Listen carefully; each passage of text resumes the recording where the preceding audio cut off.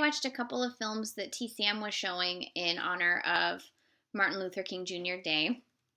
The first one was a film written and directed by Oscar Micheaux called Swing, based on a story he had written called Mandy. It was about a woman played by Cora Green, who is a cook for a wealthy white family in Birmingham, Alabama. She supports her husband, helps him look well so he can be a businessman, buys him suits and things.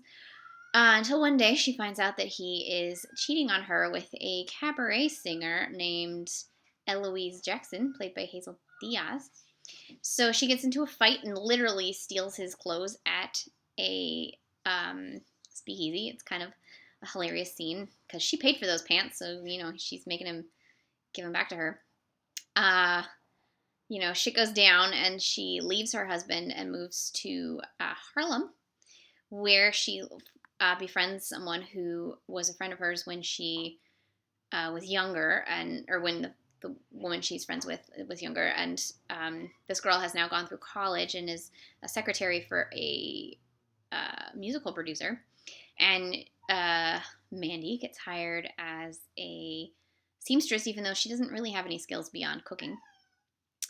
Little does she know that the head of this new show is the same Eloise, and her husband has followed both of them to New York. Shenanigans ensue. But one of the things that this film really had to say was the producer of this show was trying to be the first black producer of a successful Broadway show, and there's a scene where he's saying that, no one has done this, and he really wants to be the first to do this and not have any white help. But then Eloise falls down and breaks her leg, and they replace her with Mandy, because apparently she's also a singer. You don't know this until towards the end. And this white Broadway producer finds out about it and says that Mandy is the greatest thing ever, and that he will back the show and make it this huge success. And the black producer, realizes that that he needs this guy's help to put it really in orbit. But in order to do so, they have to change the name of the show to something super racist, and they do. And the show is a big hit. But it's sort of like, I think, Micheaux talking about how it is to be a person of color and try to be great and succeed in your own, and that, especially in 1938, and that those who do try to get higher by accepting the help of white people end up selling a piece of themselves, and perpetuating stereotypes that are probably not good. So it's just fascinating things that he had to say about race in 1938. The one thing that was kind of a bummer was that it has, and this is for the second film as well, it has that virgin whore thing with the two women, because there's always a virgin and a whore, and you can only tackle one subject at a time. Which brings us to our next film, Hallelujah, which was written, produced, and directed by King Vidor. King Vidor, after the crowd and the big parade at MGM sort of had carte blanche to do whatever, he came up with this story where he was trying to tell a non-stereotype, as much as a white dude can do, a non-stereotyped view of African American life in the South at that time. And he wrote this story, and MGM was like, I don't know, man. And he's like, okay, I'll pay for half, you pay for half. And they're like, okay. And then it was a huge hit, and it stars Nina Mae McKinney, who's one of my favorite actresses. She's got a small role in Safe in Hell, and she is fabulous. And if we were in a just world, she would have been a huge, huge star. She was so talented. Vidor got nominated for Best Director Oscar for this film, although the film, shocking, was not nominated for Best Picture, I believe. Or maybe it was. I don't know. I'm talking shit about whether it was nominated for Best Picture without actually double checking. No, it was not nominated for Best Picture, but he was nominated for Best Director. It was one of those years.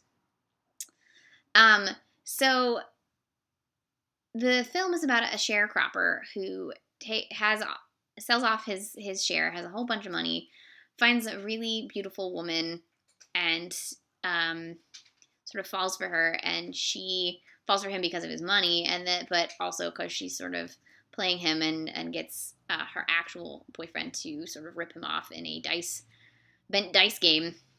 And so when losing his money, he falls, from this high place and turns to the church, and then but he then finds her again years later and is just so besotten, and obviously this does not end well for anybody involved, and there's at least one murder, if not a couple of murders towards the end, and again has the sort of virgin whore dynamic with Chick, played by Nina Mae McKinney, and a virtuous woman that he almost marries named Missy.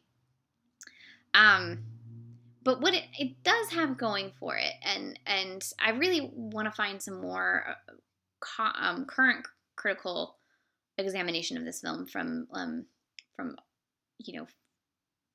film criticism from people of color, because I'm interested in sort of a modern take on this film, because it was well received back then, but it was well received by white people back then, and I want to know, like, is it, like, how do people view this film now? Because it does sort of have very few stereotypes. There's not really like any mammy speak. There's not sort of any happy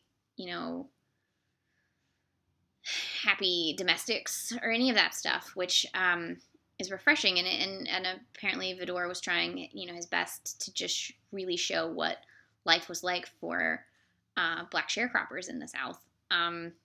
And it's, as far as I can tell, he did a pretty good job. And it's always good at least to try not to be racist. You know what I mean? Like, and one would hope he did some research to, do what he did. But it's definitely worth watching for Nina Mae McKinney. She was 16 when she made this movie, which is just amazing. She's so good. If you haven't seen any of her films, you are missing out on one of old Hollywood's great treasures. I love her so much. So both of these were on TCM. I believe Hallelujah is available through Warner Archive. I'm not sure if Swing is on home video at all. But I think there's an Oscar Micheaux collection floating around somewhere, so maybe it is. If you ever get a chance, they're definitely interesting films, and there's only a handful of films from this era in Hollywood that have predominantly black casts, and in terms of Micheaux, he's one of the few directors of color from that era at all, so it's definitely worth seeking out.